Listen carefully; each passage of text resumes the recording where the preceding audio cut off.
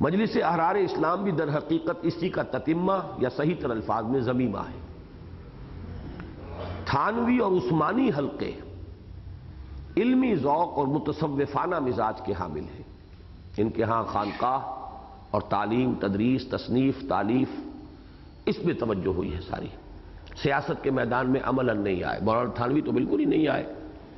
مولانا شبیر احمد عثمانی اور مولانا ظفر احمد عثمانی تھوڑی دیر کے لیے آئے وقتی طور پر اس تحریک کے دور میں۔ باقی یہ کئی حضرات کا مزاج ہے دارالعلوم بنائیں اور تصنیف و تالیف، کتابیں علمی، یہ سیاست کے میدان کا ان کا ذوق نہیں۔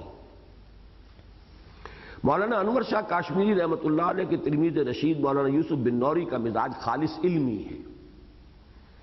اور تبلیغی جماعت خالص غیر سیاسی و غیر علمی لیکن نہایت پرجوش و فعال مذہبیت کا مظہر ہے۔ ان تمام امتیازات کے علی الرغم جہاں تک مذہبی فکر کا تعلق ہے وہ ان سب میں مشترک ہے۔ مذہب کے نقل کے یہ سب ایک سے فدائی ہیں، اور قال اللہ و قال رسول ہی نہیں، اس کی بھی ایک متعین صورت یعنی مسلک حنفی کے سب یکساں شیدائی ہیں۔ عقل کا مصرف ان سب کے نزدیک بس ایک ہی ہے، اور وہ یہ کہ قرآن و سنت کا معروضی آبجیکٹو مطالعہ کرے، اور زیادہ سے زیادہ یہ کہ شریعت کے اوامر و نواہی کے اسرار و حکم کو سمجھنے کی کوشش کرے۔ اور سب سے بڑا علمی مشغلہ ان کے نزدیک یہ ہے کہ اشعری و ماتریدی عقائد اور فقہ حنفی کے لیے کچھ بس پڑے تو عقلی بھی ورنہ زیادہ تر نقلی دلائل فراہم کیے جائیں۔ فلاں نے یہ کہا، فلاں نے یہ کہا، فلاں امام کا یہ قول ہے، فلاں نے اس وقت یہ کہا، یہ نقلی دلائل، نقل سے جو متعلق ہے۔ باقی کہیں کو داؤ لگ جائے تو عقلی بات بھی، لیکن وہ اصل ان کا موضوع نہیں ہے۔ دوسری طرف جدید علوم و فنون سے یہ بالکل کورے ہیں۔ جدید سائنس کی انہیں ہوا تک نہیں لگی، اور طبیعیات، کیمیا، فلکیات، حیاتیات اور نفسیات کے میدان میں انسان نے اپنے مشاہدے اور تجربے سے جو عظیم علمی ذخیرہ پچھلی 2-3 صدیوں میں فراہم کیا ہے، اس کے بارے میں ان کی معلومات زیادہ سے زیادہ کچھ سنی سنائی باتوں پر مشتمل ہے۔ فلسفہ اور منطق کے جدید رجحانات کا انہیں براہ راست کوئی علم نہیں ہے۔ پڑھتے ہیں اب بھی فلسفہ، لیکن وہی پرانی منطق، پرانا فلسفہ۔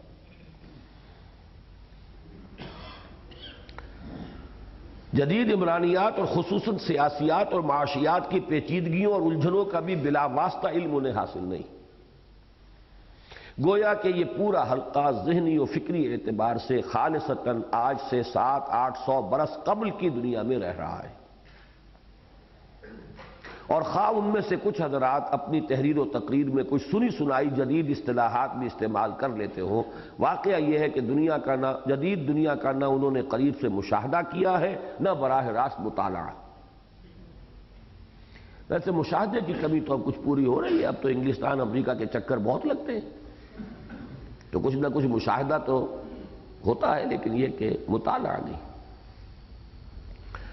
نتیجہ یہ ہے کہ ہمارا جسد ملی اس وقت 2 بالکل متضاد حصوں میں منقسم ہے،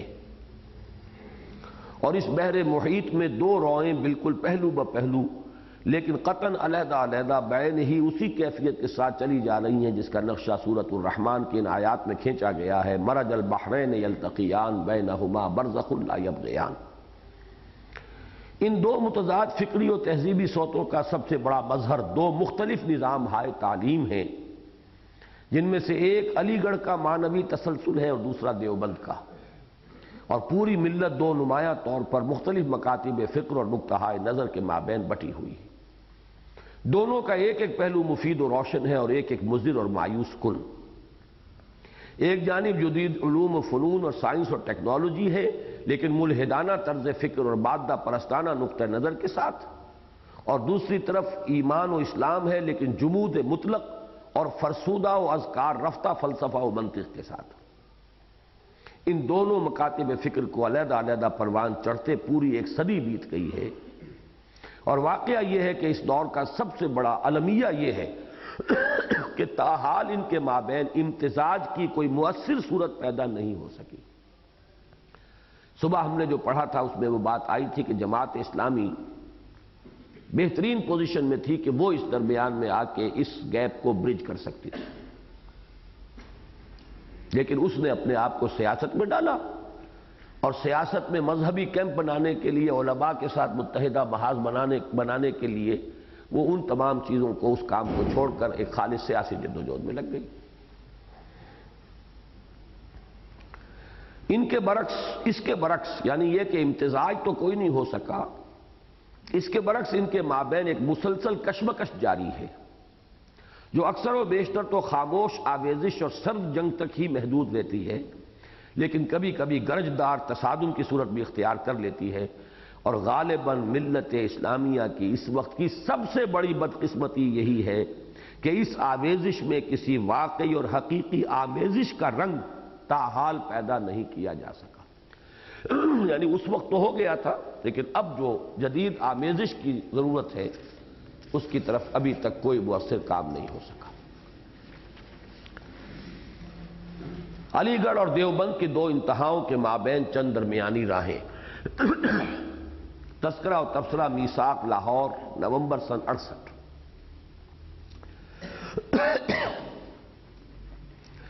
یوں تو ایک عظیم ملت میں فکر و نظر کے سدھا رنگوں یعنی شیڈز کا پایا جانا ایک فطری اور قدرتی امر ہے، چنانچہ ہماری قوم میں بھی سوچنے کے لاتعداد انداز اور غور و فکر کے بے شمار طور طریقے پائے جاتے ہیں۔ تاہم ذرا دقت نظر سے دیکھا جائے تو صاف نظر آ جاتا ہے کہ فکر و نظر کے ان لاتعداد رنگوں میں اصل اور پختہ رنگ دو ہی ہیں، ایک علی گڑھ کا، دوسرا دیوبند کا۔ بقیہ تمام رنگ جو ان کے مابین یا ان کے ارد گرد پائے جاتے ہیں، سب ان کے امتزاج ہی سے وجود میں آئے ہیں، اور ان میں سے کسی میں علی گڑھ کا رنگ زیادہ نمایاں ہے اور کسی میں دیوبند کا۔ کیا اللہ کی شان ہے کہ ملت اسلامیہ پاکستان کے ان دونوں دینی و مذہبی اور تہذیبی اور ثقافتی صوتوں کے اصل منابع ہندوستان ہی میں رہ گئے، اور یہی نہیں بلکہ جیسا کہ بعد میں واضح ہوگا، ان دونوں کے مابین امتزاج کی جتنی کوششیں ہوئیں ان سب کے اصل مراکز بھی وہی رہ گئے۔ گویا کہ ہماری ملت کے بحر محیط کی اصل دو روئیں یہی ہیں جو تقریباً 100 سال سے مرج البحرین یلتقیان کی طرح بالکل ملحق اور متصل، لیکن بینہما برزخ لا یبغیان کسی علیحدگی اور لا تعلقی کے ساتھ مسلسل چلی آ رہی ہیں۔ ان میں سے ہر ایک کا ایک مستقل ماضی اور متعین فکری اساس ہے،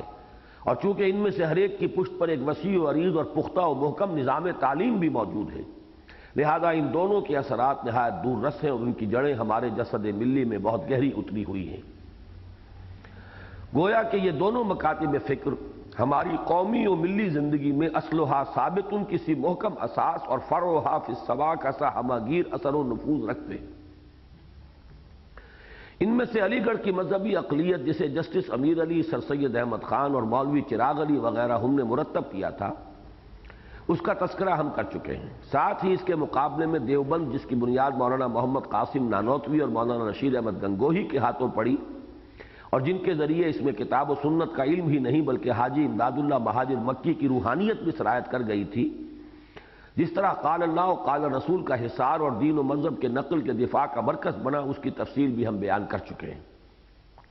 اور دونوں کے مذہبی فکر کے مابین جو بعد المشرقین پایا جاتا ہے، اس کا تذکرہ بھی تفصیل کے ساتھ ہو چکا ہے، لیکن اس کے بارے میں یہ گمان درست نہ ہوگا۔ اب تک کی باتیں تو ریپیٹیشن تھی سابقہ مضمون کی، کیونکہ ایک مہینے کے بعد پھر پرچہ آتا تھا نا، تو بات جوڑنی پڑتی تھی، لیکن اب نئی بات آ رہی ہے۔ لیکن اس کے بارے میں یہ گمان درست نہ ہوگا کہ یہ بودھ ہمیشہ ہر حال اور ہر صورت میں موجود رہا۔ اس کے برعکس واقعہ یہ ہے کہ ان دونوں سے بعض ایسی شخصیتیں بھی ابھریں جو اپنے اصل مکتب فکر کے مجموعی مزاج کی بالکل ضد ثابت ہوئیں۔ چنانچہ حسن ز بصرہ، بلال از حبش، صہیب از روم کے مصداق سرزمین علی گڑھ سے بھی بہت سے راسخ العقیدہ، درد مند، ذہناً مسلم اور قلباً مومن لوگ اٹھے، جن میں ایک مولانا محمد علی جوہر کی مثال ہی اتنی درخشاں اور تابناک ہے کہ مزید کی کوئی حاجت نہیں۔ خود علامہ اقبال میں جن کا تذکرہ بعد میں تفصیل سے آئے گا، بہرحال اسی شاخ سے متعلق ہے، کالجوں اور اسکولوں سے نکلے۔ دوسری طرف خاک دیوبند سے مولانا عبید اللہ سندھی ایسی متجددانہ مزاج رکھنے والی شخصیت ابھری، جنہوں نے جدید دنیا کا مطالعہ ہی نہیں بھرپور مشاہدہ بھی کیا، اور جدید رجحانات کے زیر اثر ملت اسلامیہ کے لیے تمدن و معاشرت اور معیشت و سیاست کے میدانوں میں ایسی راہیں تجویز کی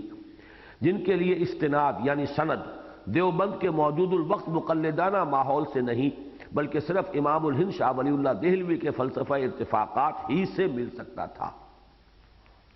یہ ذرا اب لمبی بات ہے۔ جو سوشل تھاٹ تھا شاہ ولی اللہ دہلوی کا، اس میں چونکہ میں آپ کو بتا چکا ہوں کہ کچھ رجحان تھا اس معاشی عدل اور اس کے لیے زمین کا ایک خاص تصور، ملکیت زمین کے بارے میں ایک رائے، تو مولانا عبید اللہ سندھی چونکہ ان کے مزاج کے اندر بڑی اوپچ تھی، سوچ ان کی جو ہے گہری تھی، پھر یہ کہ چونکہ انہیں حالات ایسے پیش آ گئے کہ گئے تو تھے وہ افغانستان مولانا محمود حسن دیوبندی رحمۃ اللہ علیہ کے نمائندے کی حیثیت سے کہ وہاں سے مدد حاصل کریں انگریزوں کے خلاف، لیکن وہاں بھی چونکہ ان کے ساتھ وہی معاملہ ہونے والا تھا جو خود حضرت شیخ الہند کے ساتھ ہوا ہے حجاز میں، تو وہ وہاں سے فرار کر کے اور چلے گئے۔ ظاہر بات ہے اب کہاں جا سکتے تھے، روس ہی جا سکتے تھے۔ ایران پر بھی انگریزوں کا اقتدار تھا، ہندوستان میں تو انگریز تھا ہی، آتے ہی دبوچ لیے جاتے، غدار تھے، باغی تھے،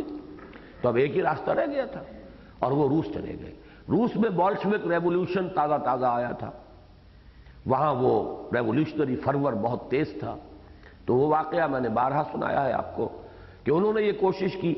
کہ انہوں نے ایک نظام توڑ دیا ہے، دوسرا نظام ابھی اسٹیبلش نہیں ہوا، اس موقع پر اگر انہیں اسلام کا نظام بتا دیا جائے تو شاید یہ اسی کو قبول کر لیں۔ یہ ان کی اپنی ایک خوش فہمی کہہ لیں، حسن ظن کہہ لیں، یا یہ کہ وشفل تھنکنگ۔ لیکن یہ کہ بہرحال ٹراٹسکی سے ملاقات کے بعد مایوس ہوئے، لیکن یہ کہ انہوں نے روس کے انقلاب کا مشاہدہ کیا، پھر وہ اور دوسرے ممالک میں گئے، پھر ترکی میں گئے، جیسے کہ کبھی سید جمال الدین افغانی گھومے تھے پورے عالم اسلام کے اندر، ایسے ہی انہوں نے بہت پھر جب دنیا کو دیکھا ہے تو ان کے اندر بڑی وسعت نظر بھی پیدا ہوئی، اور پھر یہ سوشلسٹ بن کر آئے ہیں جب واپس آئے۔ اب اس سوشلزم کے لیے دیوبند کے جو اکابر تھے ان کے ہاں اس ماحول میں، وہ تو مقلدانہ ماحول، بالکل وہاں سے کیسے سند ملے گی؟ تمام جو علماء دیوبند ہیں انہوں نے پھر انہیں ریجیکٹ کر دیا کہ یہ ہم میں سے نہیں ہے۔ اور وہ روایت بھی میں لکھ چکا ہوں کہ مولانا احمد علی لاہوری خود انہی کے شاگرد تھے، مولانا عبید اللہ سندھی ان کے مربی تھے، لیکن اب جب واپس آئے ہیں وہ جلا وطنی کے بعد تو یہاں ہمارے حاجی عبد الواحد صاحب رحمہ اللہ انہوں نے یہ واقعہ بتایا، چونکہ وہ اس زمانے میں مولانا احمد علی لاہوری کے بہت قریب تھے، تو مولانا عبید اللہ سندھی نے ایک مرتبہ ان سے کہا، یعنی جس انداز میں کہ ایک بزرگ بات کرتا ہے چھوٹے کے بارے میں، مولانا احمد علی ہمارے لیے جو مقام ان کا ہے وہ ہے، لیکن یہ کہ عبید اللہ سندھی کے لیے تو وہ ان کے خرد تھے، یہ کس کام میں لگا ہوا ہے؟ میں نے اس کام کے لیے تیار کیا تھا اسے، کیا پیری مریدی لے کے بیٹھ گیا یہ تبصرہ تھا مولانا عبید اللہ سندھی کا احمد علی صاحب کے بارے میں۔ تو ان کا بڑا انقلابی مزاج تھا، بہت زوردار۔ اس فکر کی ایک چھوٹی سی جماعت ہمارے پاس اس وقت ملک میں موجود ہے، مولانا سعید احمد صاحب ہیں اس کے سربراہ ہیں، وہ مولانا عبدالعزیز صاحب رائے پوری جو سرگودھے میں ہوتے ہیں ان کے صاحبزادے ہیں، وہ اس سلسلے کے جو ہے وہ بزرگ ہیں، یعنی روحانی اور تصوف کے میدان میں مولانا عبدالعزیز صاحب رائے پوری مولانا عبد القادر رائے پوری کے خلیفہ ہیں، لیکن یہ کہ ان کے یہ بیٹے جو ہیں سب سے بڑے مولانا سعید احمد صاحب، ان کا وہ بالکل مولانا عبید اللہ سندھی کے فکر اور فلسفے کے ساتھ ہم آہنگی اور انقلابی مزاج ہے۔ میری کئی دفعہ خواہش ہوئی ہے کہ ان سے ملاقات ہو، لیکن ملاقات کی کوئی شکل نکل نہیں رہی ان سے۔ بہرحال یہ ہے در حقیقت اس کی تفصیل کہ جہاں ایک طرف علی گڑھ سے مولانا محمد علی جوہر جیسا شخص نکلا، نہایت راسخ العقیدہ، نہایت مومنانہ انداز اور جوش اور جذبہ، مجاہدانہ کردار رکھنے والا، وہاں دیوبند سے ایسے انقلابی مزاج کا حامل، اور یہ کہ وہ دیوبند کی ایک خاص فضا جو ہے فکری اور اعتقادی اس سے ہٹ کر ایک راستہ بنانے کی ہمت کرنے والا شخص، اور وہ عبید اللہ سندھی۔ تاہم یہ مثالیں محض استثنائی ہیں، اور ایک انگریزی مثل ایکسیپشنز پروو دی رول کے مطابق ان سے وہ کلیہ مزید مستحکم ہوتا ہے جو ہم نے بیان کیا تھا، یعنی یہ کہ علی گڑھ اور دیوبند کے مابین کم از کم بعد المشرقین موجود ہے۔ یہ بہت صرف مذہبی تصورات اور دینی فکر کے میدان تک ہی محدود نہیں رہا، بلکہ جیسا کہ ہم تفصیل سے عرض کر چکے ہیں، اس بعد سے ملی و قومی سیاست بھی بری طرح متاثر ہوئی، اور اس میدان میں بھی ان دونوں کے رخ بالکل متضاد سمتوں میں مڑ گئے، یہ ہم پڑھ چکے ہیں آج صبح۔ اس موت کا احساس بھی بالکل شروع ہی سے ہو گیا تھا، اور اس فاصلے کو کم کرنے اور ان دونوں کو ایک دوسرے سے قریب تر لانے کی ضرورت بھی بالکل ابتدا ہی سے محسوس کی جانے لگی تھی۔ چنانچہ ان کے مابین امتزاج اور ارتباط کی کوششوں کا سراغ بھی بالکل ابتدا ہی سے ملتا ہے۔ ندوۃ العلماء کا قیام ان کی کوششوں کا مظہر اول تھا، اور دہلی میں جمعیت الانصار اور جامعہ ملیہ کا قیام مظہر ثانی۔ پھر انہی کوششوں کا ایک تیسرا مرکز جامعہ عثمانیہ حیدرآباد دکن بنا، اور اس نے بھی جدید و قدیم کو قریب لانے میں ایک اہم رول ادا کیا۔ حضرت شیخ الہند کی شخصیت کا یہ پہلو بہت قابل ذکر ہے کہ اگرچہ وہ خالص علماء کے ماحول کے دیوبند کے پہلے طالب علم اور پھر مدرس اور شیخ یہ سمجھیے کہ وہ جامعہ شیخ الجامعہ کی حیثیت رکھنے والے، لیکن ان کے قلب کی کشادگی وہ آپ نے وہ دعوت رجوع القرآن کا جو مقدمہ ہے اس میں پڑھ لیا ہوگا کہ انہوں نے سفر کیا علی گڑھ کا، وہاں خطبہ دیا، شدید بیمار تھے، چارپائی پر لٹا کر لے جایا گیا، لیکن یہ کہ پہنچے خطبہ دیا، وہاں یہ الفاظ بھی کہے کہ میں جو اس بیماری اور ضعف کے اندر اور اپنی اس تمام سختی جھیل کر یہاں آیا ہوں تو میں اس لیے آیا ہوں کہ میں ان دونوں مراکز کا رشتہ باہم قائم کروں، اور وہ تاریخی جملہ بھی کہ جس درد میں میری ہڈیاں، جس غم میں میری ہڈیاں پگھلی جا رہی ہیں، میں یہ دیکھ رہا ہوں کہ اس غم کے غمخوار اب مدرسوں اور خانقاہوں میں اتنے نہیں ہیں جتنے کہ اسکولوں اور کالجوں میں نظر آ رہے ہیں۔ تو یہ بہت بڑی بات تھی، کوئی اور مولوی یہ بات نہیں کہہ سکتا۔ یہ وسعت قلب، وسعت نظر، یہ وسعت ذہن، اور پھر یہ کہ جرأت، ہمت اعتراف کی، تو یہ بہت نمایاں بات ہے۔ ندوے کے بارے میں یہ بات بالکل صحیح ہے کہ وہ علی گڑھ کی کوکھ سے برآمد ہوا۔ مولانا شبلی نعمانی مرحوم جو پہلے علی گڑھ کے پروفیسر شبلی تھے، یہ سر سید احمد خان سے اور ان کے اس پورے نظام سے مایوس اور بددل ہو کر علیحدہ ہوئے۔ یعنی وہ جو اکبر الہ آبادی نے پھر پھپتیاں چست کی ہیں، یہ بات ذہن میں رکھیں کہ سب سے زیادہ سخت اور تلخ ناقد سر سید مرحوم کے اکبر الہ آبادی تھے۔ ابھی وہ شعر آپ سن چکے ہیں، دیکھ کاریگری حضرت سید ہے شیخ، دے گئے لوچ وہ مذہب میں کمانی کی طرح، سید کی روشنی کو اللہ رکھے باقی،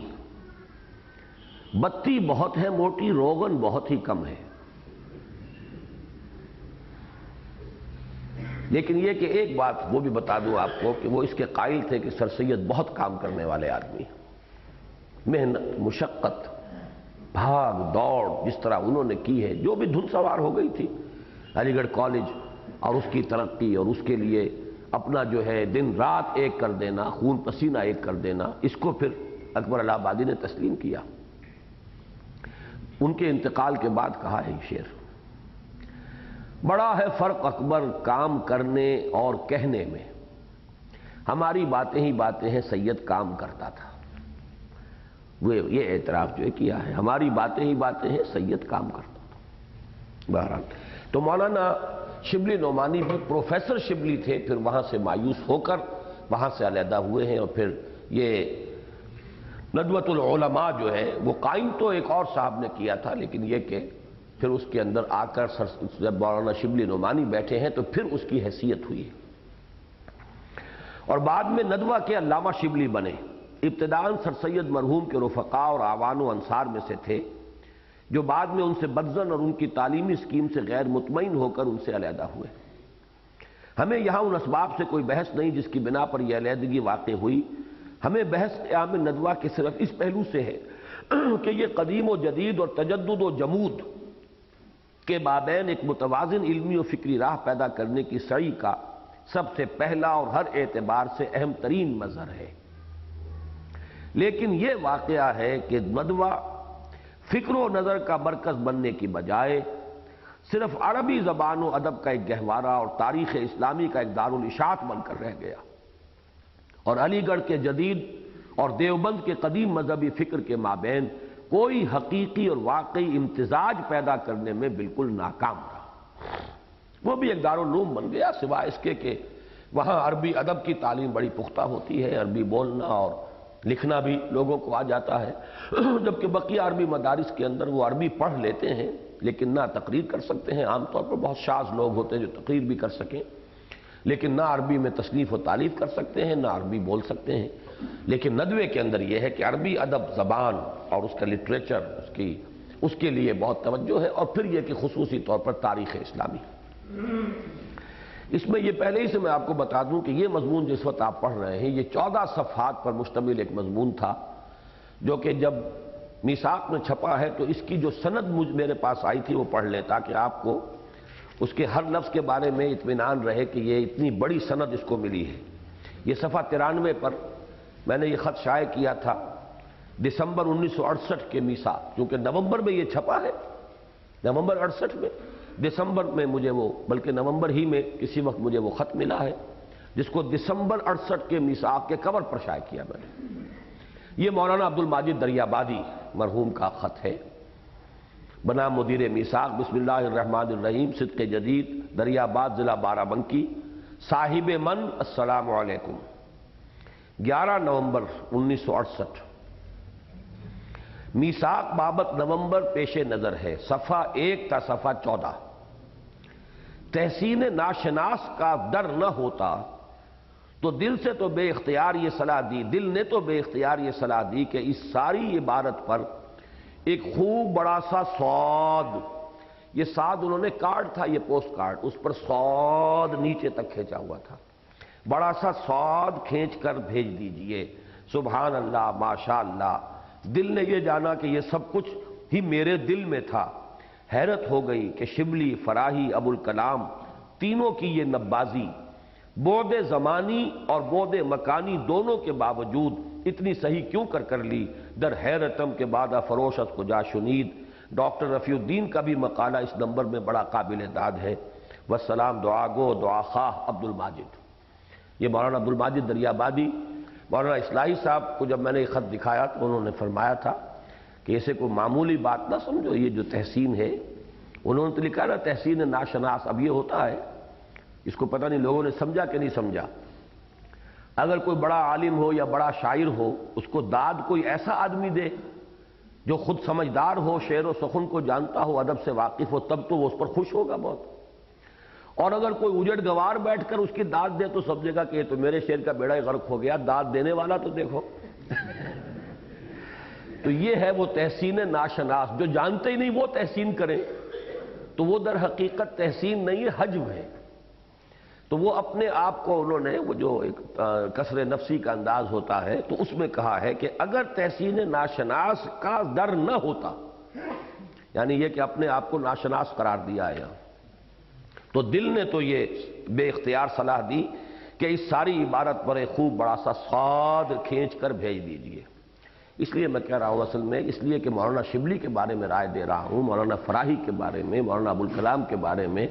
مجھ سے کہا جا سکتا ہے کسی کو تم نے دیکھا نہیں، تم ہوتے کون ہو اس کے بارے میں رائے دینے والے؟ اور اعتراض صحیح ہوگا جی۔ صاد کہتے ہیں صحیح کے لیے، صحیح کا صاد، شروع سے صاد ہوتا ہے نا، تو بعض حروف جو ہیں وہ پورے لفظ کے وہ قائم مقام ہو جاتے ہیں۔ پرانے زمانے میں جب استاد کاپی دیکھتا تھا تو صاد کا بھی پورا صاد نہیں، بس ڈنڈا کر کے کہ ہاں ٹھیک ہے یہ صحیح ہے، جس کو آج کل پھر یوں کر دیتے ہیں یہ ٹھیک ہے، لیکن یہ کہ پہلے وہ صاد کرتے تھے، صاد لکھ دیتے تھے۔ اور صاد کرنا یہ محاورہ ہے اردو کا، میری اس تجویز پر صاد کیا یعنی اس کو صحیح قرار دیا، اس سے اتفاق کیا۔ جی کیا فائدہ ہے، آپ کے پاس موجود ہے، ویڈیو پہ فوکس کرنے کی کیا ضرورت ہے؟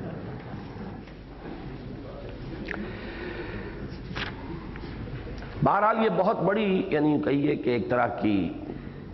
جسارت ہے کہ میں نے ندوے کے بارے میں یہ ورڈکٹ پاس کیا ہے کہ یہ ایک واقعہ ہے کہ ندوہ فکر و نظر کا مرکز بننے کی بجائے صرف عربی زبان و ادب کا ایک گہوارہ اور تاریخ اسلامی کا ایک دارالاشاعت بن کر رہ گیا،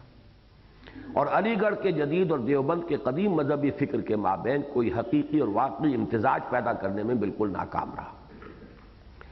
ایک جدید لیکن متوازن علم کلام کی تدوین کی ضرورت کا احساس تو مولانا شبلی کو شدت کے ساتھ تھا، ضرورت کا احساس تو ہو گیا تھا کہ اب پرانا علم کلام کام نہیں دے گا. وہ تھا وہ فلسفہ اور منطق کی بنیاد پر، اب ہے یہ سائنٹیفک دور، نئے مسائل پیدا ہو گئے ہیں. تو محسوس ہو رہا تھا کہ ہمارا وہ علم کلام اب چل نہیں رہا، کوئی نیا ہونا چاہیے. لیکن اس نئے کے مزاج کو وہ بالکل نہیں سمجھ پائے. یہ بھی ایک بڑی شخصیت سے ایک بڑا شدید اختلاف ہے یا ان پر ایک الزام ہے. چنانچہ اسی لیے انہوں نے علم الکلام میں قدیم علم کلام کی تاریخ مرتب کی، یہ ان کی کتاب ہے تصنیف علم الکلام، اور پھر نیا علم الکلام الکلام کے نام سے لکھنا شروع کیا. لیکن ایک تو وہ اس کی صرف ایک جلد لکھ کر رہ گئے، حالانکہ اس کی تکمیل ان کے پیش نظر سکیم کے مطابق 3 جلدوں میں ہونی تھی. اس پر نوٹ ہے غالباً اس لیے کہ اس پہلی ہی جلد پر جو مخالفت ہوئی اور کفر کے فتوے موصول ہوئے وہی مولانا شبلی کے لیے بہت کافی تھے. اب جدید علم کلام تو آئے گا تو وہ قدیم جو اصطلاحات ہیں ان سے ہٹ کر کوئی بات ہوگی نا، اور وہ حلقہ اتنا جامد ہو چکا ہے ان اصطلاحات میں کہ وہ اس سے ذرا ہٹا تو کفر کا فتویٰ آئے گا. تو پہلی ہی جلد چھپی، اس کے اوپر جو کفر کے فتوے آئے تو انہوں نے پھر آگے کے لیے ہاتھ کھینچ لیا. اور دوسرے یہ بھی کہ یہ ایک ناقابل تردید حقیقت ہے کہ وہ وقت کے تقاضے کو بھی بالکل نہ سمجھ پائے، اور جو علم کلام اس وقت حقیقت مطلوب تھا اس کے فروع کیا اصول بھی ان پر واضح نہ ہو سکے. جن 2 انتہاؤں کے مابین مولانا شبلی ایک متوازن راہ نکالنا چاہتے تھے، اس کا تذکرہ خود ان کے الفاظ میں سنیے. حال ہی میں علم کلام کے متعلق مصر، شام اور ہندوستان میں متعدد کتابیں تصنیف کی گئی ہیں اور نئے علم کلام کا ایک دفتر تیار ہو گیا ہے.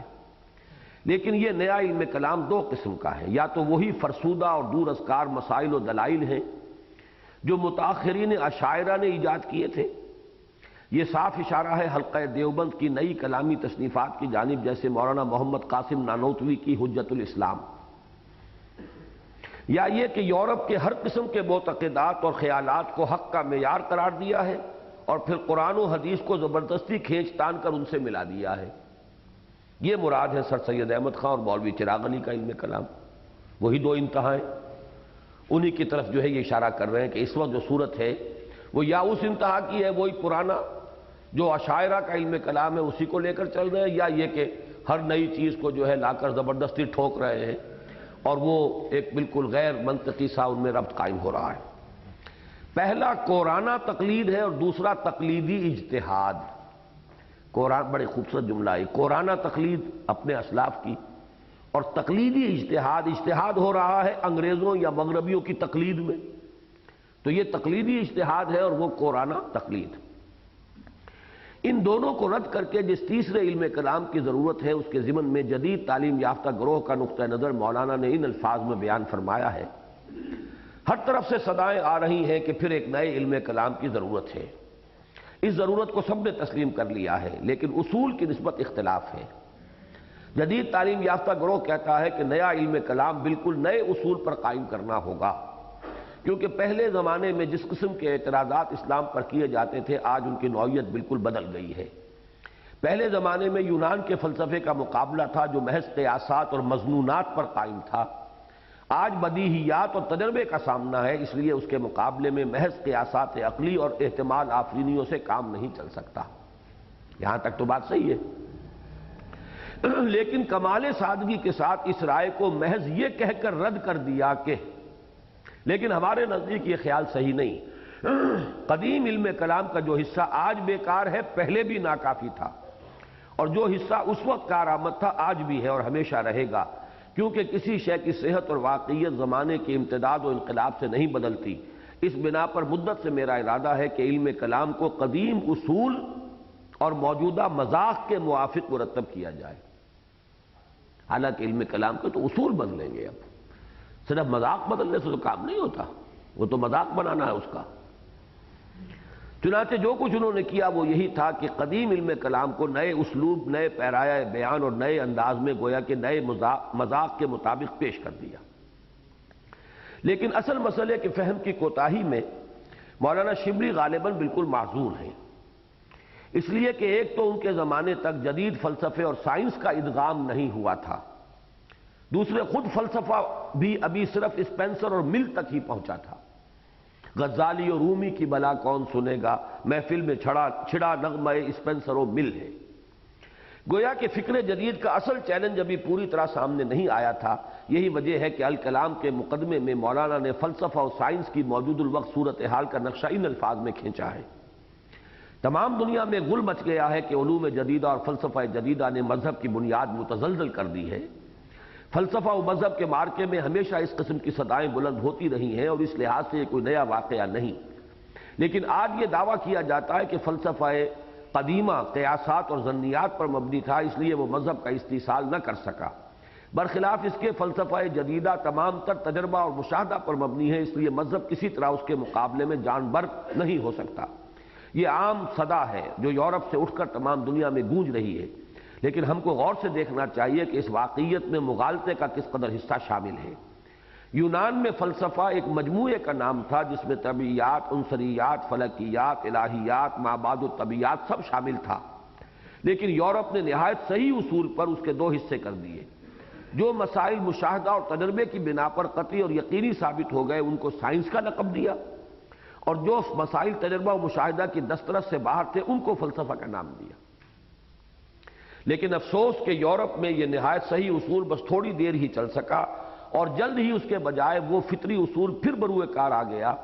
کہ علم ایک ناقابل تقسیم وحدت ہے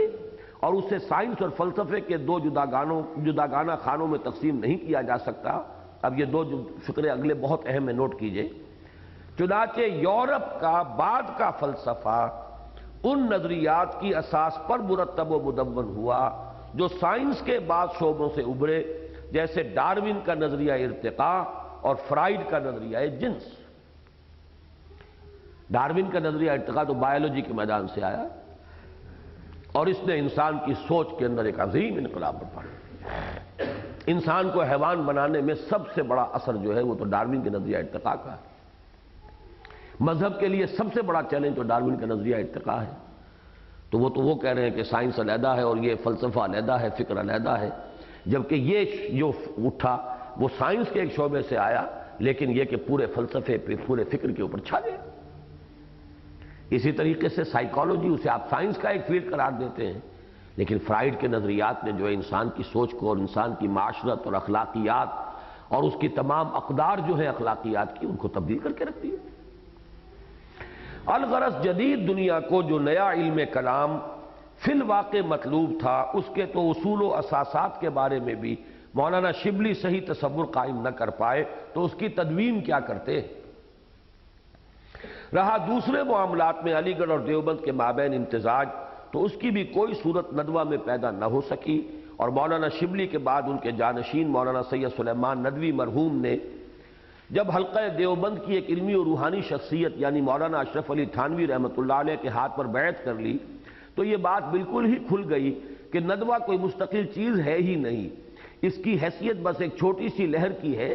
جو علی گڑھ کی عظیم رو سے نکل کر بالآخر دیوبند کی دوسری بڑی رو میں جا شامل ہوئی۔ بعد میں جب سید سلیمان ندوی کے شاگرد رشید سید ابو الحسن علی ندوی نے کچھ عرصہ ادھر ادھر کی خاک چھاننے کے بعد بالآخر اسی حلقہ دیوبند کی ایک دوسری روحانی شخصیت مولانا عبد القادر رائے پوری کے ہاتھ پر بیعت کی، تو یہ اسی سنت سلیمانی کا اتباع ہے۔ بہرحال اب ندوے کی حیثیت دیوبند کے ایک زمینے کی ہے یا زیادہ سے زیادہ ایک توسیع یعنی ایکسٹینشن کی، اس کا مستقل جداگانہ وجود کوئی نہیں۔ بات کیا کہنی مقصود تھی کہ جو امتزاج جو اس دور کے لیے جس کی ضرورت ہے، جس کا ایک احساس تو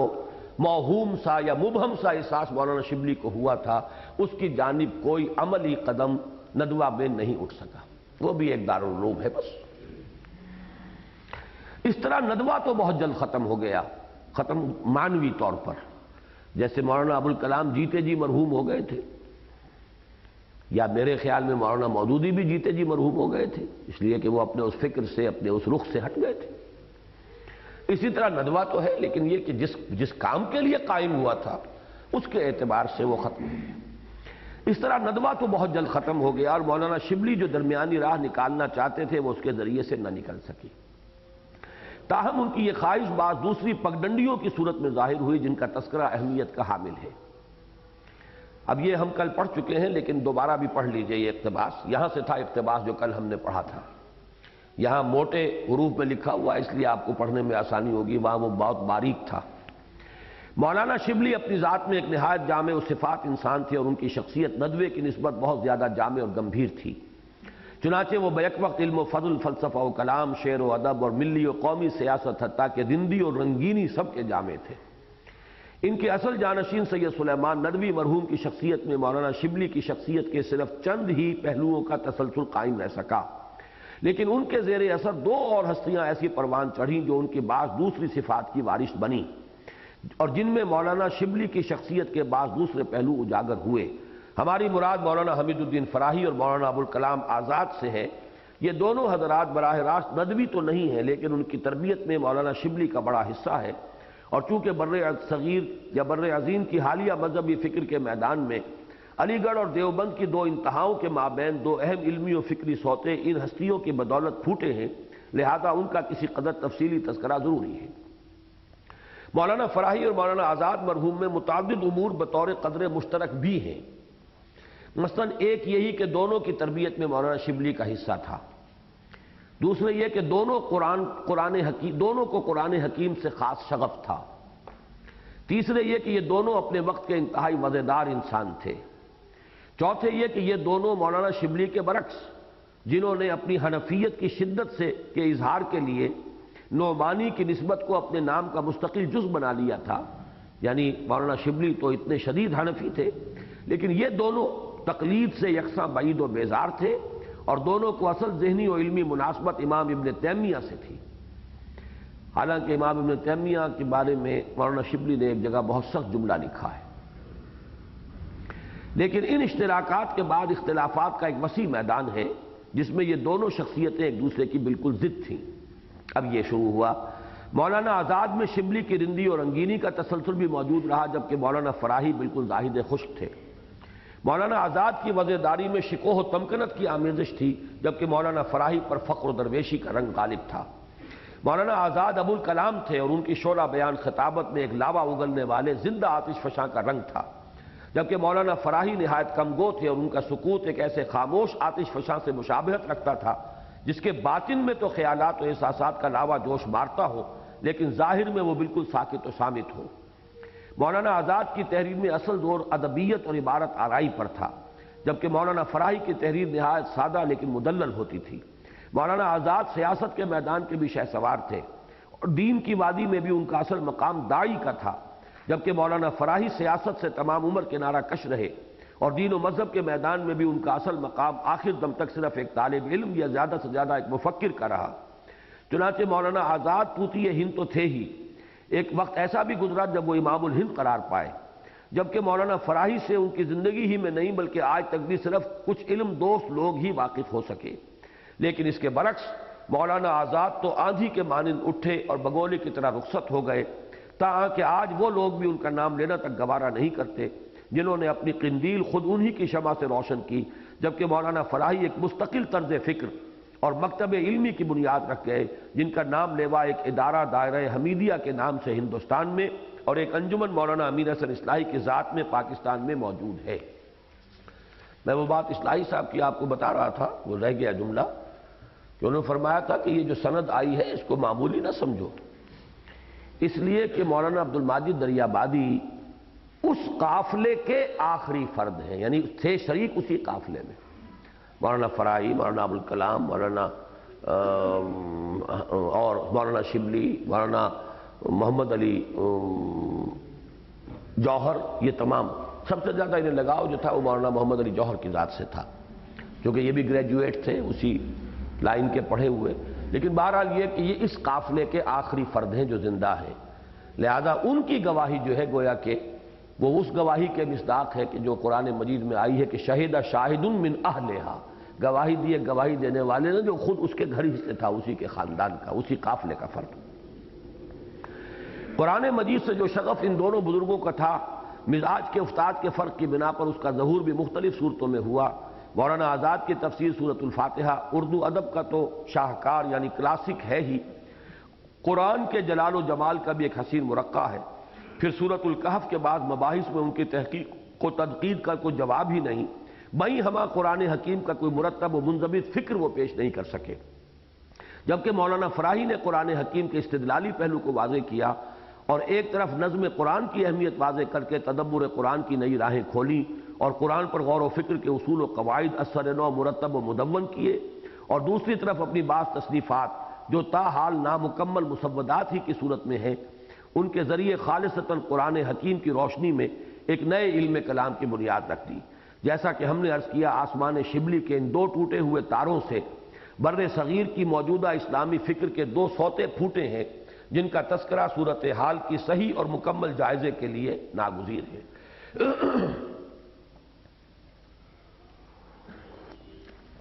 یہ تو بس تیزی کے ساتھ اب پڑھنا ہی ہے، اس میں میں نہیں سمجھتا کہ کوئی وضاحت کی ضرورت ہو۔ مولانا فراہی رحمہ اللہ کے علمی ورثے کے حامل مولانا امین حسن اصلاحی ہیں،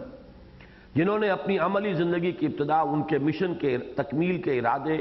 اور اس کے لیے عملی جد و جہد کے آغاز ہی سے کی تھی۔ چنانچہ تحصیل علم سے فراغت کے فوراً بعد انہوں نے ایک طرف مولانا فراہی کی یادگار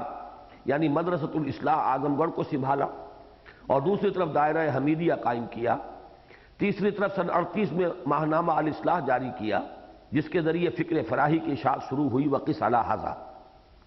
لیکن ابھی یہ تمام کام بالکل ابتدائی حالت ہی میں تھے کہ حکیم فراہی کا یہ جانشین ابوالکلام کے مانوی خلیفہ سید ابوالعلا مودودی کی دعوت اسلامی کی گھن گرج سے متاثر ہو کر رخت سفر باندھ ان کی خدمت میں جا حاضر ہوا اور ایک آدھ نہیں 17 سال ان کی شخصیت کے پیچ و خم میں الجھا رہا، تاہاں کہ پورے 17 سال اس دشت کی بادیہ پیمائی کے بعد آج سے 10 سال قبل، واضح رہے کہ یہ تحریر 68 کی 58 میں علیحدہ ہوئے تھے مولانا اصلاحی جماعت اسلامی سے، آج سے 10 سال قبل جب آنکھ کھلی اور ہوش آیا تو معلوم ہوا کہ ماضی بہت پیچھے رہ گیا، دائرہ حمیدیہ اور فکر فراہی کے تمام قدردان ہندوستان میں رہ گئے، یہاں یکا و تنہا، نہ کوئی رفیق نہ ہمراہ، نہ اسباب نہ وسائل، الغرض جب آنکھ کھلی گل کی تو موسم تھا خزاں کا۔ ان حالات میں مولانا امین حسن اصلاحی نے جس طرح پھر جگر لخت کو جمع کیا اور اثر نو اپنے کام کی ابتدا کی، واقعہ یہ ہے کہ یہ اس بڑھاپے کے عالم میں ان کی جواں ہمتی کی دلیل ہے۔ بہرحال الاصلاح کی جگہ میثاق کا اجرا ہوا، جو قلت اعوان و انصار کی بنا پر کچھ عرصے ہچکولے کھاتی ہوئی کشتی کے مانند چلا اور پھر بند ہو گیا۔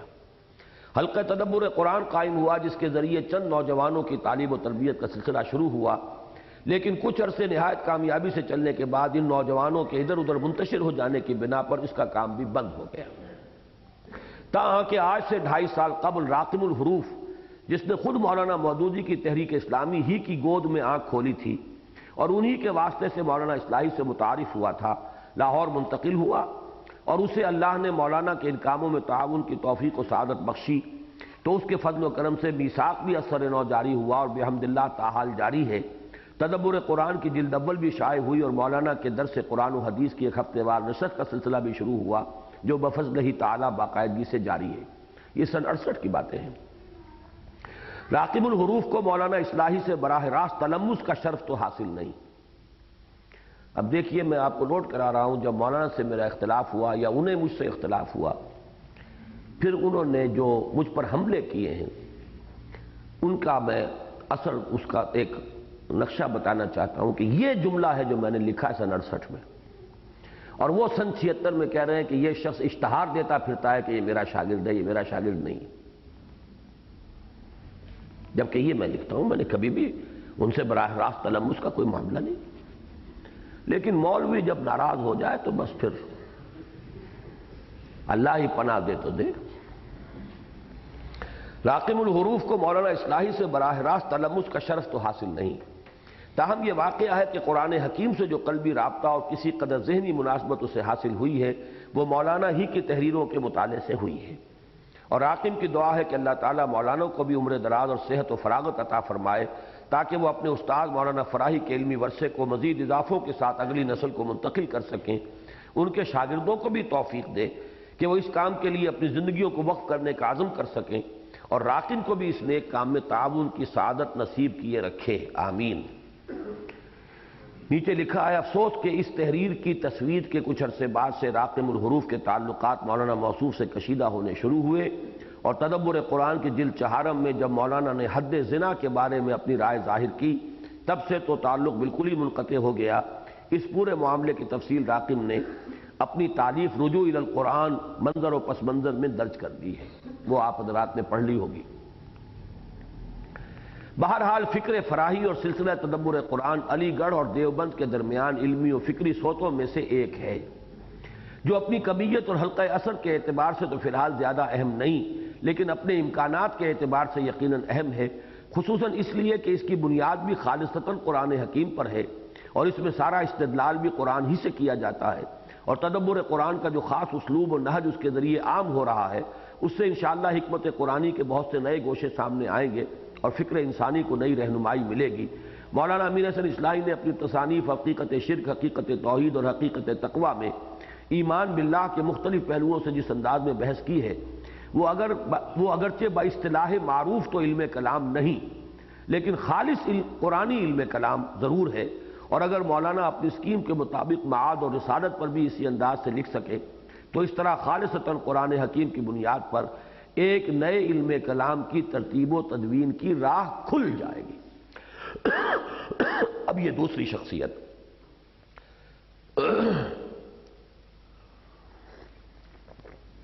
سید ابو العلا مودودی نے اگرچہ کبھی صراحتاً کیا کنایتاً بھی یہ تسلیم نہیں کیا، اور ان کی انانیت پسند اور خود پرست ایگو سینٹرک شخصیت سے اس کی توقع بھی عبث ہے۔ یہاں کافی سختی ہے میرے اس بیان میں، لیکن اس کی وہ معذرت میں پہلے دیباچے میں کر چکا ہوں کہ انہوں نے اپنی تحریک کے اصول و مبادی مولانا ابوالکلام آزاد مرحوم سے اخذ کیے ہیں، یہ کبھی صراحت کے ساتھ مولانا نے تسلیم نہیں کیا۔ اس پہ نوٹ یہ ہے کہ اس معاملے میں مودودی صاحب جتنے پختہ واقع ہوئے ہیں اس کا اندازہ اس سے کیا جا سکتا ہے کہ انہوں نے نہ تو کبھی نیاز فتح پوری سے حاصل کردہ انشاء پردازی کی بنیادی تربیت کا ذکر فرمایا، نہ ابوالکلام مرحوم اور خیری برادران سے اخذ کردہ تصور حکومت الہیہ پر ان حضرات کا کبھی ذکر خیر کیا، نہ ہی علامہ اقبال کا یہ احسان کبھی علانیہ تسلیم کیا کہ انہیں حیدرآباد دکن ایسی سنگلاخ جگہ سے جہاں بقول خود ان کے کوئی ان سے یہ بھی نہ پوچھتا تھا کہ تمہارے منہ میں کتنے دانت ہیں، پنجاب کی اس سرزمین میں پہنچایا جو ہر تحریک اور ہر نئی دعوت حتیٰ کہ دعوی نبوت تک کے لیے نہایت زرخیز اور سازگار ہے۔ حتیٰ کہ جب علامہ اقبال کا انتقال ہوا اور ملک بھر میں صف ماتم بچھ گئی، تب بھی مدیر ترجمان القرآن نے کوئی کلمہ خیر یا کلمہ تعزیت اپنے موقر جریدے میں شائع نہ فرمایا، اور پروفیسر یوسف سلیم چشتی راوی ہیں کہ جب خود انہوں نے اس معاملے میں مولانا مودودی سے استفسار کیا تو انہوں نے جواب میں ارشاد فرمایا، میں اس وقت حالت جہاد میں ہوں اور میدان قتال میں مردے دفن کرنے کی فرصت کب ہوتی ہے؟ یعنی اقامت دین کی جد و جہد جس میں ہم لگے ہوئے ہیں اس کی اپنی پرائرٹیز ہیں، اب کوئی فوت ہو رہا ہے اب اس کے اوپر کاغذ جو ہے ضائع کیا جائے یا کہ بنیادی جو کام ہے اس کے لیے اس کاغذ کو صرف کیا جائے۔ چشتی صاحب کا کہنا یہ تھا بہت تاثر کے ساتھ۔ چشتی صاحب فرماتے ہیں کہ بعد میں جب میں نے دیکھا کہ مودودی صاحب کے حلقے کے جرائد نے مولانا مسعود عالم ندوی اور چودھری علی احمد مرحوم کی وفات پر خاص نمبر تک نکالے اور کتابیں شائع کی، تو میں حیران رہ گیا کہ ہم نے انقلاب چرخ گرداں یوں بھی دیکھے کہ اقبال کے بارے میں ایک شدرہ تک نہیں، اور اپنے ساتھیوں کے بارے میں یا اپنی جماعت کے لوگوں کے بارے میں پورے نمبر۔ تاہم واقعہ یہی ہے کہ 37-38 کے لگ بھگ جب مسلمانہ نے ہند کی قومی ملی سیاست کا ایک رخ متعین ہو گیا اور اس کی قیادت و سیادت میں انہیں کوئی مقام حاصل نہ ہو سکا، تو انہوں نے کسی دوسری راہ پر سوچنا شروع کیا، اور اس کے لیے انہیں سارا پکا پکایا اور بالکل تیار مواد مولانا ابوالکلام آزاد سے مل گیا۔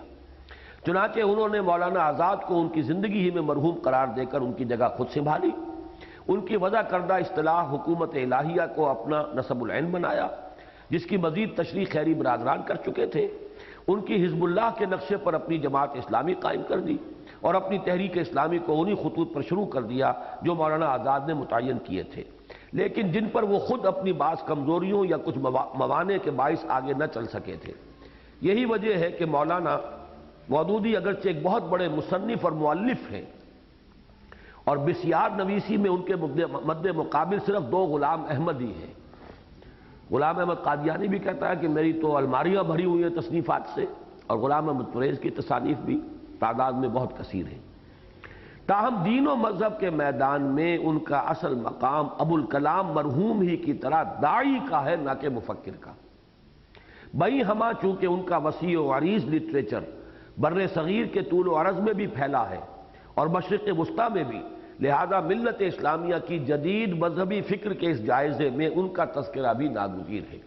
یعنی اب یہاں پر ان کی سیاست سے بحث نہیں ہے، وہ تو صبح جو ہم نے اس سے پڑھے تھے اس میں آ چکا ہے۔ اب جو ہے ان کے فکر کے بارے میں میرا یہ تجزیہ ہے۔ مودودی صاحب خود بھی اس امر کے مدعی ہیں اور ان کے بارے میں عام طور پر یہ خیال بھی پایا جاتا ہے کہ وہ بیچ کی راس کے آدمی ہیں۔ یہ خود مولانا کے اپنے الفاظ ہیں، میں بیچ کی راس کا آدمی ہوں۔ یعنی انہوں نے علی گڑھ کی پیدا کردہ متجددانہ ذہنیت اور دیوبند کے قدامت پرستانہ مزاج کے مابین ایک درمیانی راہ پیدا کی ہے اور گویا کہ قدیم و جدید کو بہم کر دیا ہے۔ ان کا یہ دعویٰ اس اعتبار سے وزنی بھی ہے کہ ان کی دینی دعوت اور ان کا مذہبی فکر دونوں زیادہ تر جدید تعلیم یافتہ طبقے میں پھیلے ہیں، اور نہ صرف ملت اسلامیہ ہند و پاک بلکہ مشرقی وسطیٰ کے بعض ممالک کی نوجوان نسل کا بھی ایک خاصا قابل ذکر حصہ ان کے زیر اثر آیا ہے۔ پھر یہ بھی ان کے خود بیچ کی راس کے آدمی ہونے ہی کا ثمرہ تھا کہ ابتداءً بر صغیر کے تمام درمیانی مکاتب فکر کے علمبردار ان کے جانب کھنچ آئے۔ یہ ایک دلچسپ امر ہے کہ سکہ بند مذہبی حلقوں میں سے مولانا مودودی کی طرف صرف اس طبقہ اہل حدیث کے لوگ آئے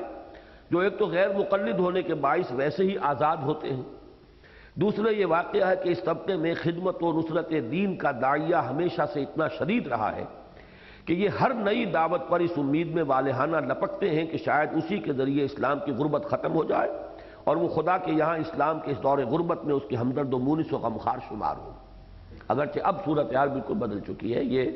میں 20 برس پہلے کی کیفیت بتا رہا ہوا۔ چنانچہ جیسا کہ عرض کیا جا چکا، ایک جانب مولانا فراہی کے جانشین مولانا اصلاحی اپنا تمام کام چھوڑ چھاڑ کر ان کے پاس آ گئے، دوسری طرف مولانا سید سلیمان ندوی کے دونوں اہم شاگرد یعنی مولانا مسعود عالم ندوی مرحوم اور مولانا سید ابو الحسن علی ندوی بھی ان کے گرد جمع ہو گئے۔ پھر یہ بھی ان کے علی گڑھ اور دیوبند کے مابین کی شخصیت ہونے کا نتیجہ تھا کہ ایک جانب حلقہ دیوبند سے ایک بیتاب روح مولانا محمد منظور نعمانی کی صورت میں ان کی طرف کھنچائی، اور دوسری طرف سر سید سے بھی سلسلہ سر سید سے بھی مولانا Abdul Jabbar Ghazi principal Anglo Arabic high school Delhi ایسے لوگ ان کے گرد جمع ہو گئے۔ یہ دوسری بات ہے کہ مولانا مودودی اس شیرازے کو مجتمع نہ رکھ سکے اور کوئی جلد اور کوئی بدیر بدظن یا غیر مطمئن ہو کر ان سے کٹ گیا۔ تاہم چونکہ ان میں تنظیمی صلاحیت اور محنت اور مستقل مزاجی کے ساتھ کام کرنے کا مادہ ابتدائی سے موجود تھا، وہ اس ساری آمد و رفت کے علی الرغم یعنی کوئی آیا کوئی گیا اس کے باوجود ایک مذہبی فرقے کی حد تک مضبوط جماعت قائم کرنے میں کامیاب ہو گئے، جس میں چوٹی کے نہ صحیح درمیانی سطح کے لوگ کالجوں اور یونیورسٹیوں اور مدرسوں اور دارالعلوم دونوں ہی سے فارغ التحصیل شامل ہیں۔ مولانا مودودی کی تحریک اسلامی کہاں اور کس موقف سے شروع ہوئی اور پھر وہ کن کن مراحل سے گزر کر بالآخر کہاں پہنچی، اور اب یہ عشق بلاخیز کا یہ قافلہ سخت جان کس وادی اور کس منزل میں ہے،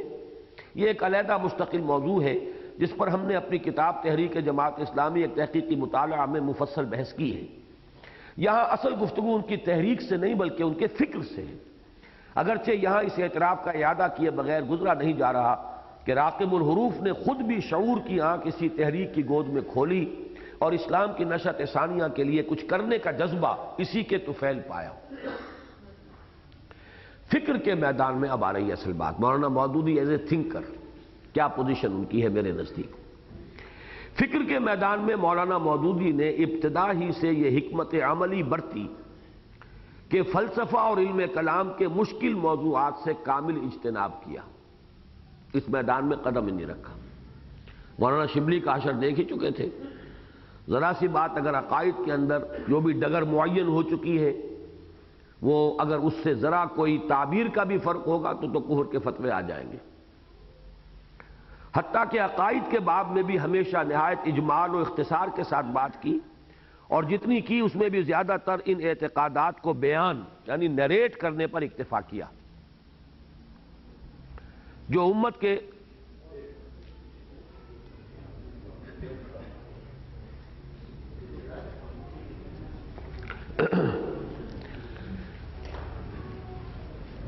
فکر کے میدان میں مولانا مودودی نے ابتدا ہی سے یہ حکمت عملی برتی کہ فلسفہ اور علم کلام کے مشکل موضوعات سے کامل اجتناب کیا، حتیٰ کہ عقائد کے باب میں بھی ہمیشہ نہایت اجمال و اختصار کے ساتھ بات کی، اور جتنی کی اس میں بھی زیادہ تر ان اعتقادات کو بیان یعنی نیریٹ کرنے پر اکتفا کیا جو امت کے سواد اعظم کے یہاں معروف و مقبول ہیں۔ چنانچہ انہوں نے نہ تو الہیات و مابعد الطبیعات سے بحث کی، نہ جدید فلسفیانہ رجحانات سے تعرض کیا، حتیٰ کہ ان گمراہ کن نظریات سے بھی براہ راست بحث و گفتگو سے احتراز کیا جو جدید سائنس کے مختلف شعبوں سے ابھرے ہیں۔ ان نظریات مثلاً ڈارون کا نظریہ ارتقاء پر مولانا کی تنقید زیادہ سے زیادہ کچھ پھبتیاں کسنے تک محدود ہے، اور وہ بھی صرف رسائل و مسائل ایسی کتابوں میں، کوئی مستقل تصنیف نہیں۔ گویا کہ علم کلام کی اصل سنگلاخ وادی میں انہوں نے سرے سے قدم ہی نہیں رکھا۔ اس کے برعکس انہوں نے عمرانیات اسلام کو یعنی Islamic social sciences, economics, political science and sociology, یہ ہے سوشل سائنسز، ایک ہے فلسفہ، منطق، یا یہ کہ مابعد الطبیعات، میٹافزکس، اس میدان میں تو قدم رکھا ہی نہیں۔ البتہ یہ کہ سوشل سائنسز کے میدان میں اس کو اپنا موضوع بنایا۔ اس کے برعکس انہوں نے عمرانیات اسلام کو اپنا اصل موضوع بنایا، اور عمرانیات کے مختلف شعبوں یعنی تمدن و اخلاق، معاشرت و معیشت اور ریاست و سیاست کے باب میں جدید نظریات جن اصطلاحات میں اور جس اسلوب و انداز سے مرتب و مدون ہوئے ہیں، انہیں کو استعمال کر کے انہوں نے اسلامی نظام زندگی کا ایک مربوط اور منضبط تصور پیش کرنے کی کوشش کی، جس میں بلا شبہ بہت حد تک کامیاب بھی ہوئے۔ اس اعتبار سے انہیں زیادہ سے زیادہ ایک عمرانی مفکر، سوشل تھنکر قرار دیا جا سکتا ہے، نہ فلسفی نہ متکلم، سوشل تھنکر۔ گویا کہ ان کی اولین، نمایاں ترین اور بنیادی اور اساسی حیثیت تو داعی کی ہے، اور اس پہلو سے وہ مولانا ابوالکلام آزاد مرحوم کی شخصیت کا معنوی تسلسل ہے۔ ثانوی حیثیت میں انہیں اسلام کا ایک جدید عمرانی مفکر بھی قرار دیا جا سکتا ہے۔ متذکرہ بالا حکمت عملی سے مولانا مودودی کو فائدے بھی بہت پہنچے، مثلا ایک یہی کہ اعتقادی و کلامی بحثوں سے احتراز کی بنا پر ایک طویل عرصے تک وہ مذہبی طبقات کی مخالفت سے بچے رہے، اور اس میدان میں قدم رکھتے ہی تکفیر و تفسیق کے جن فتووں کا سامنا ناگزیر ہوتا ہے ان سے محفوظ رہے۔ دوسرے یہ کہ ان کا یہ اوسط درجے کا فکر قوم کے درمیانی اور متوسط طبقے میں تیزی کے ساتھ پھیلا، اور اسکولوں، کالجوں اور یونیورسٹیوں سے تعلیم یافتہ بہت سے نوجوان اسلامی نظام حیات کے اس تصور کو قبول کر کے اس کے قیام کی عملی جد و جہد کے لیے آمادہ ہو گئے۔ گویا کہ ان کی تحریک اسلامی کے لیے راہ ہموار ہو گئی۔ ان نوجوانوں میں سے ایک خود میں ہوں۔ لیکن اس کے بہت سے مضر عواقب بھی ظاہر ہوئے۔ مثلا سب سے بڑا نقصان یہ ہوا کہ مذہب کا اعتقادی و تعبدی پہلو بالکل دب کر رہ گیا، اور اسلام کی بس یہی ایک حیثیت نگاہوں کے سامنے رہ گئی کہ وہ ایک نظام زندگی ہے۔ پھر چونکہ عمرانیات کے مختلف شعبوں میں سے بھی مودودی صاحب کا اصل میدان سیاسیات یعنی پولیٹیکل سائنس کا ہے، اور اسلام کے نظام زندگی میں بھی ان کی اصل نگاہ اس کے نظریہ ریاست و سیاست پر ہے، لہذا پورے دین و مذہب کی انہوں نے ایک خالص سیاسی تعبیر کر ڈالی، اور دین کا اصل جوہر یعنی عبد و معبود کا باہمی ربط و تعلق بالکل نظر انداز ہو گیا۔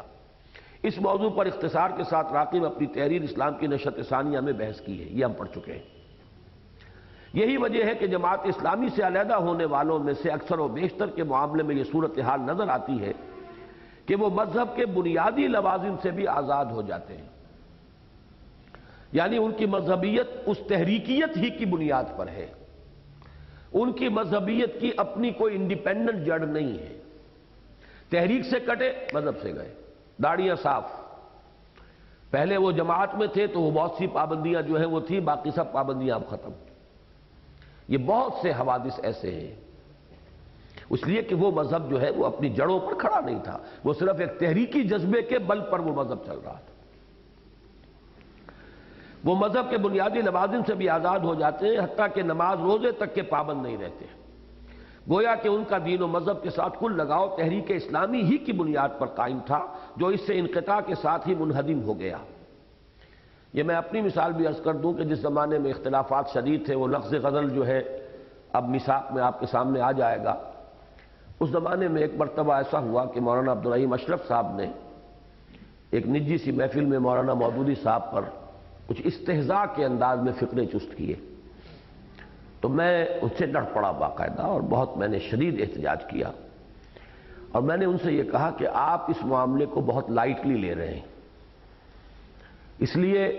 یہ بات تھی جو میں نے کہی، جس کے لیے اب آپ کو یہ سنا رہا ہوں۔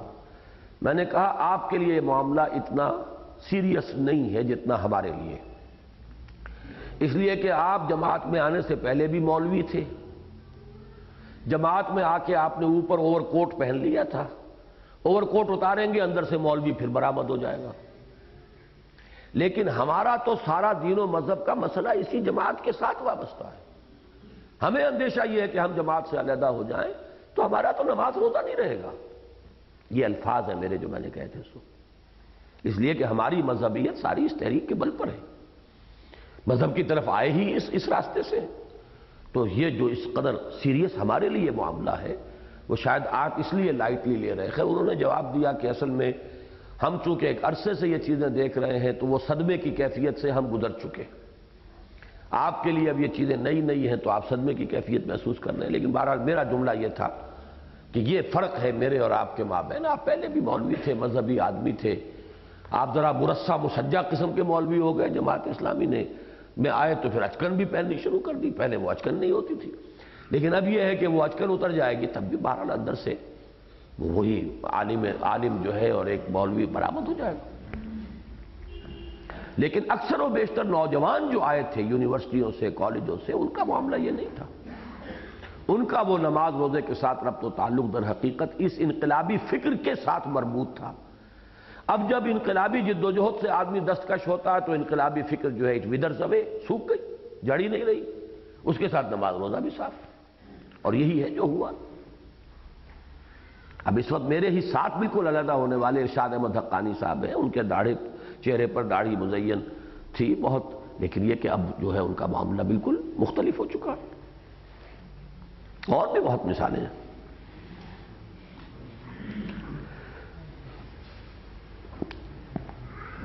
دوسرا اور ہماری اس وقت کی اہم تر نتیجہ اس کا یہ ہے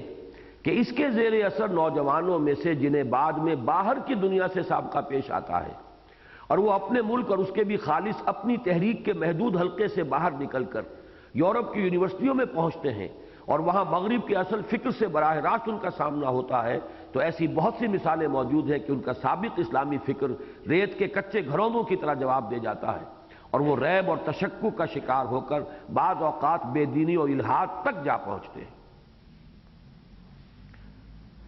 یہ صورتحال عموماً نسبتاً ذہین تر نوجوانوں کے ساتھ پیش آتی ہے، اور جماعت اسلامی سے قریب کا تعلق رکھنے والے لوگوں کو بخوبی علم ہے کہ اس طرح کے حادثوں، کیجوالٹیز کی مثالیں بہت عام ہیں، اس لیے کہ وہ اس دور کی جو اصل فلسفیانہ اور فکری سطح ہے اس پر تو وہ انہیں فکر نہیں ملا ہے اسلام کا جوابی فکر جو مطمئن کرے، وہ تو ایک سوشل تھاٹ ہے اسلام کا سیاسی نظام، اسلام کا سیاسی معاشرتی نظام، تو یہ تو نہیں وہاں جب جا کر انہیں اصل فلسفیانہ خیالات اور نظریات سے جب مقابلہ ہوتا ہے تو وہ کچے گھروں ثابت ہوتے۔ اسی کا ایک شاخسانہ یہ بھی ہے کہ چونکہ یہ مذہبی فکر کسی پختہ اور محکم فلسفیانہ اساس پر قائم نہیں، لہذا اس میں نمو اور ترقی کی صلاحیتیں بھی مفقود ہیں۔ چنانچہ جماعت اسلامی کے حلقے کے جرائد کو دیکھ لیجئے یا نئی مطبوعات کو، یہ بھی اس دور کی بات ہے جب یہ جرائد بہت چھپتے تھے اور بہت ان کی شان و شوکت تھی، اب تو وہ بھی ختم ہوئے، ترجمان نہ ہونے کے برابر ہے، اور کون سا پرچہ ہے، اب تو کوئی خاص پرچہ ہے ہی نہیں، اب تو ڈائجسٹوں کا دور ہے بس۔ جی تکبیر ہے، ڈائجسٹ ہے، جب تکبیر بہرحال جماعت اسلامی کا تو نہیں، حتیٰ کہ ان کے قائم کردہ ریسرچ کے اداروں تک سے جو چیزیں شائع ہو رہی ہیں ان میں بس صرف دو ہی چیزیں نظر آئیں گی، یا تو فرمودات ماؤ زیدونگ کی طرح فرمودات مودودی کی تشریح و توضیح، اور یا پھر خالص جماعتی اور تحریکی پروپیگنڈا۔ اس میں اگر کوئی اضافہ پچھلے چند سالوں سے ہوا ہے تو صرف یہ کہ الاخوان المسلمون کے اہل قلم کی نگارشات اور ان کی تحریک اور شرق اوسط کے عام حالات پر معلوماتی مضامین بھی مل جاتے ہیں، اور بس۔ الغرض قدیم و جدید کا جو امتزاج سید ابو العلا مودودی اور ان کی جماعت کے ذریعے ہوا، واقعہ یہ ہے کہ وہ بہت سطحی ہے اور اس نئے پیوند کی اپنی مستقل جڑ کوئی نہیں، لہذا نہ صرف یہ کہ اس کے نشو و نما اور بڑھنے اور پھلنے پھولنے کا کوئی امکان نہیں، بلکہ اس کا بقاء و وجود بھی بہت مشتبہ ہے۔ دو چیزوں کا میں اضافہ کر دوں کہ مولانا کا جہاں تک پولیٹیکل تھاٹ ہے، میں اب بھی آج کی تاریخ تک بھی، یعنی اس تحریر کے 22 برس بعد یا 21 برس بعد بھی میں یہ کہہ رہا ہوں کہ میں انہیں اس دور کا سب سے بڑا مسلم پولیٹیکل سائنٹسٹ سمجھتا ہوں۔ البتہ معاشی میدان میں ان کی بات پیچھے رہ گئی۔ انہوں نے جو نقد کا سود ہے، یعنی جسے ہم سود کہتے ہیں ربا، اس کو تو ٹھیک پہچانا اور کنڈم کیا، لیکن زمین کا سود جو ہے اس کو نہیں پہچان پائے، اور جاگیردارانہ ماحول میں جو پرورش پائی تھی انہوں نے، حیدرآباد دکن کے اندر پرورش پائی تھی ریاست کے ماحول میں، اور پھر چونکہ ہمارے اس وقت کے مذہبی طبقات جو ہیں اس میں حنفی فقہ جو ہے وہ بھی چل رہی ہے، صاحبین کے فتوے پر کہ مزارعت جائز ہے، وہ امام ابو حنیفہ اور امام مالک کا فتویٰ اپنی جگہ پر ہوا کرے، لیکن یہ کہ صاحبین کا فتویٰ جائز ہے شرائط کے ساتھ، اور ادھر اہل حدیث بھی چونکہ امام بخاری کے فتوے پر چل رہے ہیں اور انہوں نے بھی جائز کا فتویٰ دیا ہے، لہذا اس کی وجہ سے ان کی جو فکر ہے اس میدان کے اندر ٹھٹر کر رہ گئی اور وہ نہیں پہنچ سکی ہے اس جگہ تک کہ جہاں اسے پہنچنا چاہیے تھا۔ تیسری بات ہوتی ہے سماجی نظام۔ اس میں مولانا مودودی کی کتاب پردہ بڑی مارکت الآراء تھی، اور واقعہ یہ کہ اس دور میں جماعت اسلامی کے حلقے نے اور اس کے حلقہ خواتین نے پردہ اور برقعے کا التزام وغیرہ جو ہے اس میں بڑی اعلیٰ مثالیں قائم کی ہیں اور کام بھی کیا ہے۔ ان کا حلقہ متحرک بھی ہے، کام بھی کرتے ہیں، لیکن برقع اور پردہ جو ہے اس کا بھی پورا التزام ہے۔ لیکن اب نئی خبر جو آئی ہے وہ بڑی اس اعتبار سے مایوس کن ہے کہ وہ خبر اخبار میں یہ آئی تھی کہ اب جماعت میں جو ایک خاص طور پر ایک ادارہ بنایا گیا ہے، ایک باڈی بنائی گئی ہے جو سوچے کہ ہم اپنے معمولات کے اندر کچھ تبدیلی کریں اور زمانے کے ساتھ چلنے کی کوشش ہونی چاہیے۔ تو اس میں ایک یہ بھی ہے، ایک تو یہ کہ اس دفعہ سالانہ اجتماع میں انہوں نے وہ کیسٹس بہت بجائے ہیں جو آج کل ان کے جو کچھ وہ پبلسٹی کے کیسٹس بنے ہیں، وہ گانے اور ترانے جو ہیں، یہ بھی جماعت کی سابقہ روایت سے بہت ہی ہٹ کر ایک بات تھی۔ اور دوسرا یہ کہ اب یہ طے ہو رہا ہے، یہ خیال ظاہر ہو رہا ہے کہ چہرے کے پردے کو ہم خارج کر دیں پردے کی فہرست سے، اور وہ جو اکثر مسلمان ممالک میں یہ خیال ہے اس وقت، ترکی ہو، ترکی میں تو خیر پردہ کسی شے کا بھی نہیں، وہ تو سر کے اوپر بھی کپڑا رکھنا جو ہے وہاں مشکل ہے، لیکن باقی جو دینی حلقے بھی ہیں، ایران میں بھی مثلا پردہ جس نوعیت کا ہے کہ چہرے کا پردہ نہیں ہے، باقی یہ کہ عورت ڈھکی ہوئی ہو، جسم اس کا کسی چادر میں لپٹا ہوا ہو تو یہ کفایت کر جاتا ہے۔ تو مودودی صاحب اگرچہ شدت کے ساتھ اس رائے کے حامل تھے کہ چہرے کا پردہ ضروری ہے، لیکن یہ کہ اس میں بھی کچھ تھوڑی بہت انہوں نے تفہیم میں بہت دیر میں بعد میں بعض چیزیں ایسی درج کر دی تھی کہ جس میں کچھ گنجائش نکلتی تھی نرمی کی، اور اب جماعت یہ سوچ رہی ہے کہ اس معاملے میں وہ معمولاً جو ہے اب اس کو اپنے اسی پردے کو اپنائے بجائے اس پرانے آرتھوڈاکس پردے کے، برقعے والا اور چہرے کا بھی پردہ نقاب۔ اس کی ایک تردید اخبار میں آئی ہے جماعت کی طرف سے اس خبر کی، لیکن وہ بہت ہی نرم الفاظ میں تردید ہے، جو وہ ایک ڈپلومیٹک اور صحافتی انداز ہوتا ہے کہ جس سے تردید ایسے الفاظ میں کہ جس سے ایک جو پہلو ہے وہ تائید کا بھی نکل آئے۔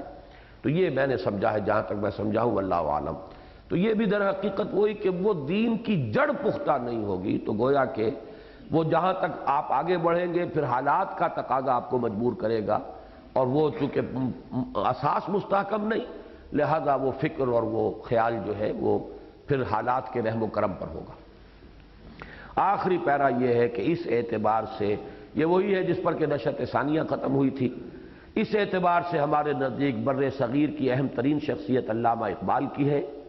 اور علوم و فنون جدیدہ کی روشنی میں فکر اسلامی کی تشکیل جدید کے ضمن میں واقعی اور حقیقی قدر و قیمت رکھنے والا کچھ کام اگر کسی نے کیا ہے تو وہ تنہا انہی کی ذات ہے۔ چنانچہ اعلیٰ ریاضی و طبیعیات اور اعلیٰ نفسیات کی بنیاد پر انہوں نے مذہب کی بعض اساسات کا اثبات جس طریق پر کیا ہے، اور خوگران تجربہ و شہود کے سامنے مذہب کو بھی ایک واقعی اور حقیقی تجربے کی حیثیت سے جس طرح پیش کیا ہے،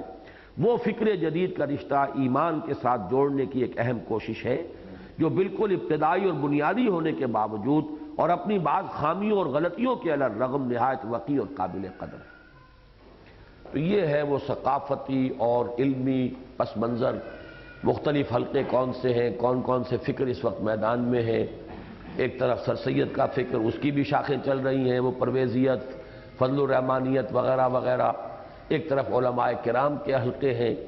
اچھا، اس میں جو بات میں کہنا چاہتا تھا وہ نوٹ کر لیجئے کہ میں نے کیوں زور دیا تھا اتنا کہ یہ جو ماتریدی اور اشعری عقائد ہیں، یہ نہیں کہا جا سکتا کہ اس میں بھی ایمان کے حقائق کو بتمام و کمال سمویا جا سکا ہے۔ یہ بھی ایک خاص وقت کے فلسفہ اور منطق کی متداول اصطلاحات میں کوشش کی گئی ہے میکسیمم صحیح ترین لا کر۔ اب یہ لوگ اس پر جم گئے ہیں، حالانکہ یہ بھی اوریجنل قرآن و حدیث کی چیزیں نہیں ہیں، یہ بھی تو ایک خاص دور کے فلسفہ اور منطق کے پیمانوں میں اس کو پیش کیا گیا تھا۔ اب اگر ضرورت ہے تو در حقیقت اس کے سلسلے میں بھی ایک اجتہادی جد و جہد کی ضرورت ہے کہ اب وہ فلسفہ، جیسا کہ مولانا شبلی نے تو کہہ دیا کہ کوئی بات نہیں، لیکن حقیقت میں بہت بڑی بات ہے۔ یہ سائنٹیفک ریشنلزم ہے کہ جو ابھر کر آیا ہے اب، اور اس کے ذریعے سے فکر انسانی جو ہے وہ ایک رخ کے اوپر پڑ رہا ہے اور دوڑ رہا ہے، بھاگ رہا ہے۔ اس کے لیے ظاہر بات ہے کہ اب وہ اصطلاحات جو ہیں وہ تو آبسولیٹ ہو چکی، ان کا تو زمانہ گزر گیا۔ اب تو جدید اصطلاحات کے اندر ہمیں ایمانی حقائق کو اثر نو پیش کرنا ہوگا۔ سبحانک اللہم و بحمدک نشہد ان لا الہ الا انت نستغفرک و نتوب الیک۔ اللہ کا شکر ہے کہ 1.5 گھنٹے کے اندر اندر ہم فارغ ہو گئے۔ اب یہ سمجھ لیجئے کہ ہمارا یہ فکر وکر کا مسئلہ جو ہے، آپ لوگ بھی کافی متفکر ہو گئے ہوں گے اور پریشان ہو گئے ہوں گے۔ مفکر اگر نہ بنے تو متفکر تو بن ہی جائیں گے نا۔ اب کل سے ہماری گفتگو خالص دینی اور ٹھیٹھ اصولی جو دینی باتیں ہیں ان پر ہے 2 دن، تنظیم کے مقاصد، ہدف، اور پھر یہ کہ ہمارا تنظیمی ڈھانچہ، اس پر گفتگو۔ اس کے لیے یہ ہے کہ یوں سمجھیے کہ وہ جو ہم نے 6 صفحے پڑھے تھے بدء اسلام میں، اسلام کی 2 عظیم ترین حقیقتیں، اب وہاں سے جوڑ ملا کر ہماری جو بقیہ 2 دن کی گفتگو ہے وہ در حقیقت اسی کے حوالے سے اب آگے چلے گی۔ یہ فکر اور فلسفے اور خیالات اور نظریات اور یہ علم کلام اور اس کے 2 دور اور عقل اور نقل اور اس کی کشمکش اور علی گڑھ اور دیوبند اور اس کے تصادم اور یہ سیاست اور سیاسی جو بھی مختلف مراحل اور مسائل اور سوشل تھاٹ، یہ ساری چیزیں ضروری ہیں، اہم ہیں۔ یہ نہ سمجھیے کہ یہ irrelevant ہے۔ ان میں سے ہر شے اگر واقعتاً آپ کو ماحول کو بدلنا، انقلاب کے معنی بدلنا، ماحول کو بدلنا ہے تو ماحول کو پہچانیے تو صحیح پہلے، اس کا پس منظر کیا ہے، کون کون سے فیکٹرز ایٹ پلے ہیں، ماضی کیا ہے، کون کون سے کس کس جگہ پر کس کس چیز کے ڈانڈے ملے ہوئے ہیں۔ جب تک اس کا فہم حاصل نہیں ہوگا آپ انقلاب نہیں برپا کر سکتے۔